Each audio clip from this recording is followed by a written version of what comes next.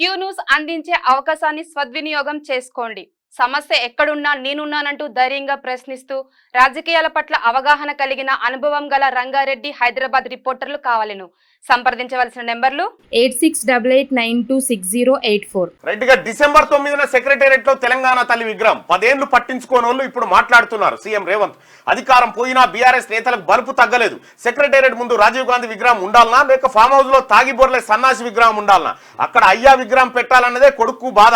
రాజీవ్ విగ్రహంపై ఎవడైనా చేయి వేస్తే చెప్పు తెగుద్ది. త్వరలోనే సెక్రటేరియట్ ముందు విగ్రహం పెడతాం, మా చిత్తశుద్ధిని శంకించాల్సిన అవసరం లేదని వెల్లడి. రాజీవ్ జయంతి సందర్భంగా నివాళులర్పించిన సీఎం సెక్రటేరియట్ లోపల తెలంగాణ తల్లి విగ్రహం ఏర్పాటు చేస్తామని సీఎం రేవంత్ రెడ్డి ప్రకటించారు. ఈ విషయంలో తమ చిత్తశుద్ధిని ఎవరు శంకించాల్సిన అవసరం లేదని అన్నారు. 2009 డిసెంబర్ 9న యూపీఏ చైర్పర్సన్ హోదాలో సోనియా తెలంగాణపై ప్రకటన చేశారు. అదే రోజు ఆమె పుట్టినరోజు. ఆ రోజున సెక్రటేరియట్ లోపల తెలంగాణ తల్లి విగ్రహం పెడతాం. మేం బీఆర్ఎస్ వాళ్ళ లెక్క తప్ప తాగి పొద్దున ఓ మాట రాత్రి ఇంకో మాట మాట్లాడం.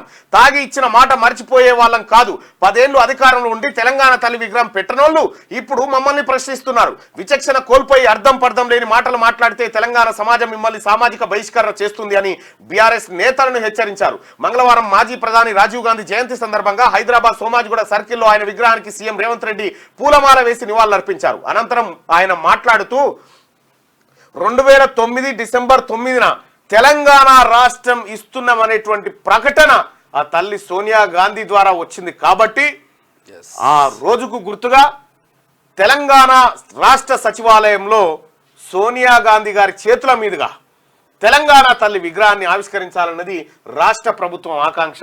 ఇది ప్రజల ఆకాంక్ష. ఇది ఒక గొప్ప నిర్ణయం. సెక్రటరేట్ ముందున్న అమరవీరుల జ్యోతి పక్కన దేశం కోసం అమరుడైన రాజీవ్ గాంధీ విగ్రహం ఉండాలనా లేక పొద్దున్న నుంచి రాత్రి దాకా ఫామ్ హౌస్ లో తాగి బొర్లే సన్నాసి విగ్రహం ఉండాలనా? అక్కడ తాగుబోతు విగ్రహం పెడితే రేపు పిల్లలు అడిగితే ఏమని చెప్పాలి?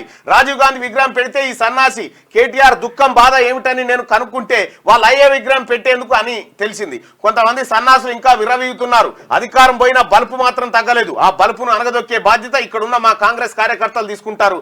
రాజీవ్ విగ్రహంపై ఎవడైనా చేయి వేస్తే చెప్పు తెగుద్దని చెప్పి ముఖ్యమంత్రి రేవంత్ రెడ్డి సీరియస్ వార్నింగ్ ఇచ్చినటువంటి పరిస్థితి.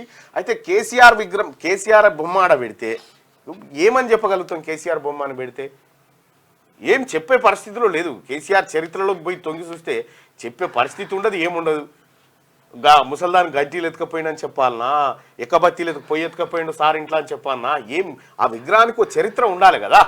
రాజీవ్ గాంధీ విగ్రహం పెడితే రాజీవ్ గాంధీ ఈ దేశానికి పైలట్ సేవలు అందించిండు, ఈ దేశం కోసం ప్రధానమంత్రిగా పనిచేసిండు, ఐటీ విప్లవాన్ని ఈ ఇండియాలోకి ఇంట్రడ్యూస్ చేసిండు.